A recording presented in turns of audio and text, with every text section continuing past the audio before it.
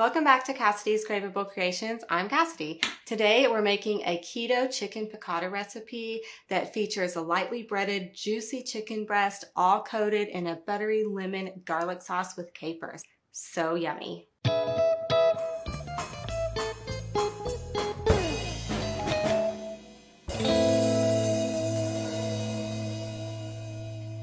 So I have 4 boneless, skinless chicken breasts here. I put it on a cutting board, covered it with plastic wrap, and now I'm just gonna use a mallet to pound it down till it's about 1/4 inch thick. And if your chicken breasts are just really thick, you can butterfly them by cutting them down the middle and making 2 thin-sliced chicken breasts out of 1. Once your chicken breasts are nice and thin, we'll just set them aside to prepare the breading. For the breading, we're going to be using crushed pork rinds to make this recipe keto and gluten-free. And if you don't like pork rinds, don't worry, the chicken won't taste like pork rinds. It just makes the chicken nice and crispy. To crush the pork rinds, I like to pour them into a bowl of a food processor and process on high until they're in really small pieces. But you can also put them in a large baggie that's slightly vented and then crush them with a mallet if you like. Just be sure that the pork rinds are ground really finely, because if they're in big pieces, they'll have trouble sticking to the chicken. Now we'll just pour the pork rinds into a shallow bowl along with salt and pepper and garlic powder. Just whisk this together, set it aside. Then in a separate bowl, we'll whisk together 2 large eggs. And I'm actually using 3 eggs today because 2 of my eggs are teeny tiny.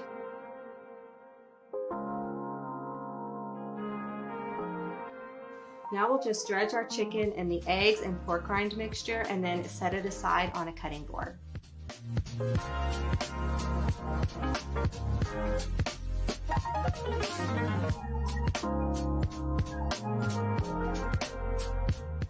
Once the chicken is breaded, we'll heat a medium to large size skillet over medium heat, and we'll just add a tablespoon of butter and a little bit of olive oil or avocado oil. Once the pan is hot and the butter is melted, add the chicken to the skillet and cook for around 4 minutes per side, or until it's cooked through and the chicken reaches 165 degrees.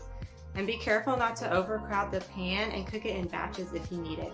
And if you do cook it in batches, go ahead and add more butter and oil. Then when the chicken is done, set it aside.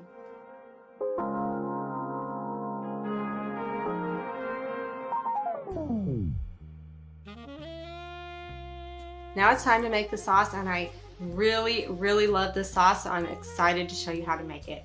So we'll start by just putting 2 cloves of minced onion in the same skillet that we used to cook the chicken in. If you need to give it a quick rinse, that's fine.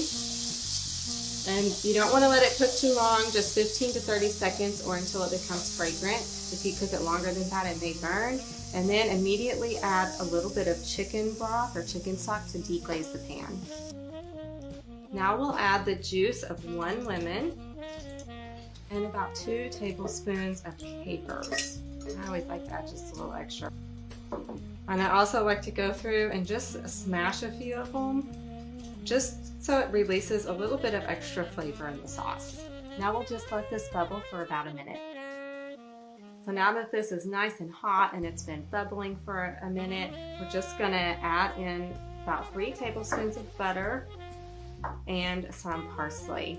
And then we'll go ahead and turn the heat either really low if your butter is kind of hard, or all the way off if it's already softened. So the butter will just go ahead and melt right into the sauce. And this is so good. I love the combination of the garlic and the capers and the butter and the lemon. It's just so delicious. I can't wait for you guys to try this. So now we'll just put the really crispy, juicy chicken on a plate, and then we'll just spoon some of this delicious sauce on top and try it. And this goes great with my keto asparagus recipe and my zucchini noodles, which I will have a link to below. Let's try it. This is so good, you guys. The chicken is tender and juicy, perfectly cooked with the crispy outside. And the sauce is to die for. It's tart. I love the capers. It's buttery. It has garlic and lemon. And I don't know even what else to say about it, except for I really hope you get to make it. And if you do, please let me know what you think in the comments below. And to see more recipes like this, please hit that subscribe button and notification bell below to be alerted each time we post a new video.